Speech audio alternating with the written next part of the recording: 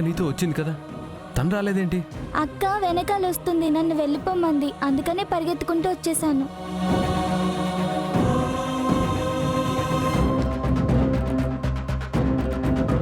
అదేంటే, అది కూడా నీతో పాటే రావాలి కదా.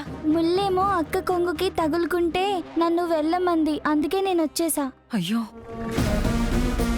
అతయ్య నేను వెళ్ళి కనకాన్ని తీసుకొస్తాను. బాబు ఆగండి. అఖండ జ్యోతిని వెలిగించాల్సింది మీరే. మీరు కూడా వెళితే సమయం మించిపోతుంది. అమ్మవారి ఆగ్రహానికి అందరం గురి కావాల్సి వస్తుంది.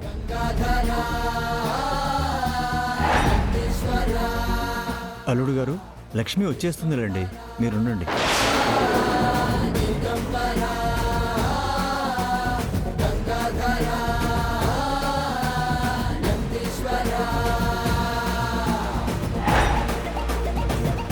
బాబు మీరు వచ్చి అఖండ జ్యోతిని వెలిగించండి. పంతులు గారు, కనకం రాగానే వెలిగించేస్తాం పంతులు గారు. సమయం లేదు బాబు, త్వరగా అఖండ జ్యోతిని వెలిగిస్తే అందరూ దీపాలు వెలిగించుకొని ఇళ్లకు వెళ్ళిపోవాలి బాబు. పంతులు గారు ఒక్క నిమిషం, కనకం రాగానే మీరు చెప్పింది చేద్దాం. ఆదికేశవ్ గారు, సమయం మించిపోతుంది. మీరైనా బాబుకి అర్థమయ్యేలా చెప్పండి. అల్లుడు గారు, లక్ష్మి వచ్చేలోపు మీరు అఖండ జ్యోతిని వెలిగించండి. సమయం దాటితే అరిష్టం బాబు. అవును బాబు, కనకం వచ్చేస్తుందిలే, మీరు అఖండ జ్యోతిని వెలిగించండి.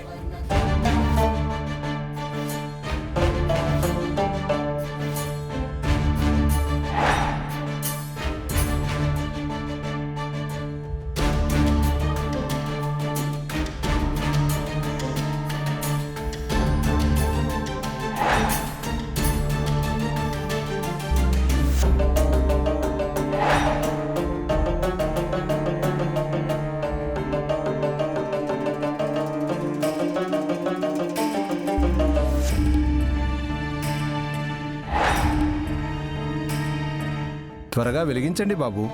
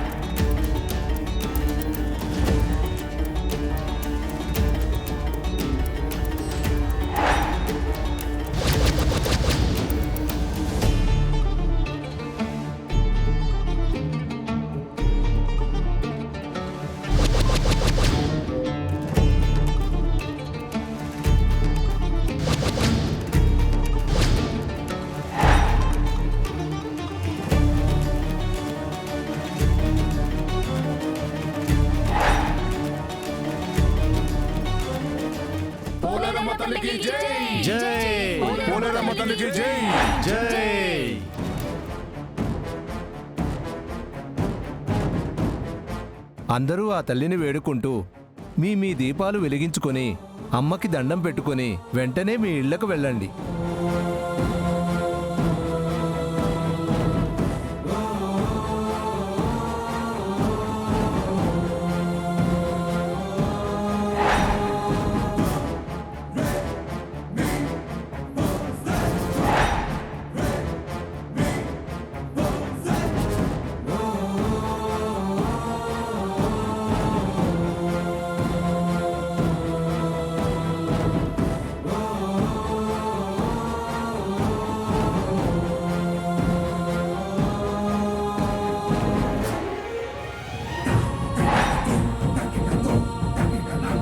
అమ్మా, అందరూ అమ్మవారిని మనసారా కోరుకొని వెనకకి తిరిగి చూడకుండా మీ ఇళ్ళకి చేరుకోవాలి.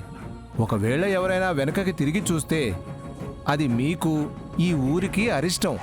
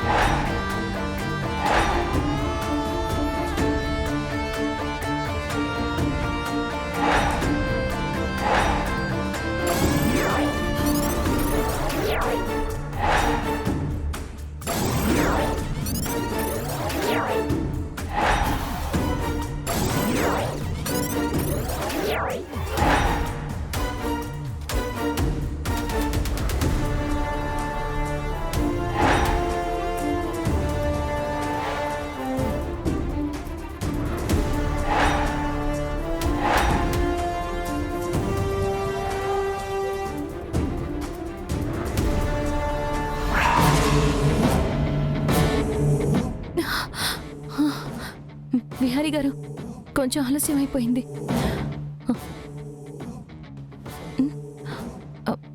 విహారీ గారు, విహారీ గారు, అమ్మా, విహారీ గారేంటి? అమ్మా, అమ్మా,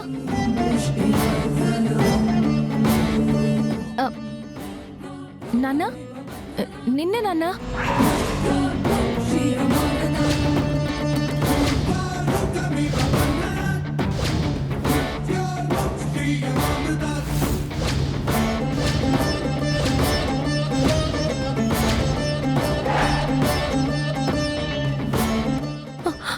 అందరూ ఇలా ఉండిపోయారేంటి? అసలేమైంది?